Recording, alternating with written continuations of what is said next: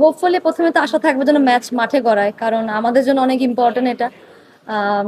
যেহেতু হচ্ছে সামনে ওয়ার্ল্ড কাপ আসছে, সো এটার জন্য একটা বেস্ট পসিবল ওয়ে হবে আমাদের প্রিপারেশন নেওয়ার জন্য। বাট ওয়েদার কন্ডিশন আসলে নিজেদের হাতে নেই, বাট আমরা চেষ্টা করবো। আজকে আমাদের একটা প্র্যাকটিস সেশন আছে, সেটা ইনডোরে হবে, বাট স্টিল আমরা এই মাঠে এর আগেও খেলেছি। সো যদি মাঠে গড়ায় ম্যাচটা, বলবো যে এটা আমাদের জন্য অনেক বেটার হবে। অনেকদিন পরে আসলে ওডিআই টিমেও এন্টার করেছে এবং টি-20তেও তাকে রাখা হয়েছে। বাট হচ্ছে লাস্ট যে আমরা টি-20 ওয়ার্ল্ড কাপ কোয়ালিফাই নেপালে খেলে আসলাম, ওখানে আমাদের দুজন ওপেনার ছিল, সেটা হচ্ছে জোয়ারা ফেরদৌস আছে দিলারা আক্তার। দিলারা আক্তারকে হচ্ছে নতুনভাবে কিন্তু ইনক্লুড করা হয়েছে আমাদের টিমের সাথে। তো ওরা টি-20তে অনেক ভালো ওপেনিং যে প্লেয়ারটা, তারা অনেক ভালো করতেছিল লাস্ট যে কোয়ালিফাই খেলে আসছি। তো সাথে সাথে হচ্ছে আরেকটা ওপেনারও আসলে আমাদের ব্যাকআপ বেঞ্চে রাখতে হয়। এবং বলবো শারমিন আপু কিছু প্র্যাকটিস ম্যাচেসে যখন আমরা এর আগে ছিলাম, সে ভালো করেছে। সো সেই সুবাদে আসলে সে ভালো একটা ফ্লোতেও আছে, তাই তাকে এখানেও আসলে রাখা হয়েছে।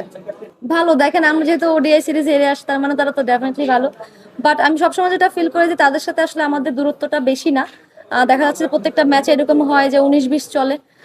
বাট আমাদের হয়তো বা ভুলের সংখ্যা করলে বেশি থাকে, যার কারণে ওদের সাথে ম্যাচ জেতার পরিমাণটা কম। বাট স্টিল মনে করি স্কিল ওয়াইজ বলেন বা পারফরমেন্সের দিক থেকে বলেন, আমাদের দুটো টিমের ভিতরে এতটা কম্পারিজন নাই।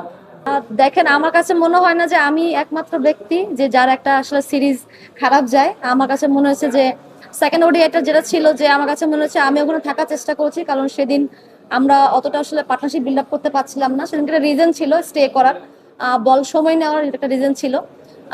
কিন্তু হচ্ছে লাস্ট ম্যাচে যেটা হচ্ছে যে আমার হচ্ছে টাইমিং হচ্ছিল না, বাট আমি স্টিল চাচ্ছিলাম যেন বাকি যে প্লেয়ার আছে তাদের সাথে আমি খেলি। বাট আমার কাছে ওই সিরিজটা ভালো যায়নি। বাট স্টিল আমার কাছে এখন এই সিরিজটা হাতে আছে, এবং টি-20 মানে হচ্ছে ভালো স্ট্রাইক রেটে ব্যাটিং করা। সো উদ্দেশ্য তো এটাই থাকবে যেন টিমের জন্য যেখানেই আসলে নামি না কেন ভালো স্ট্রাইক রেটে যেন টিমের সিচুয়েশন অনুযায়ী ব্যাটিং করতে পারে। না, যখন আমরা ওডিআই ফার্স্ট ম্যাচটা জেতার পরে কিন্তু আমাদের কাছে অনেক বড় একটা ম্যাসিভ অপরচুনিটি ছিল সিরিজটা নিয়ে নেওয়ার। বাট আমরা ভালো ক্রিকেট খেলতে পারিনি লাস্ট ম্যাচে।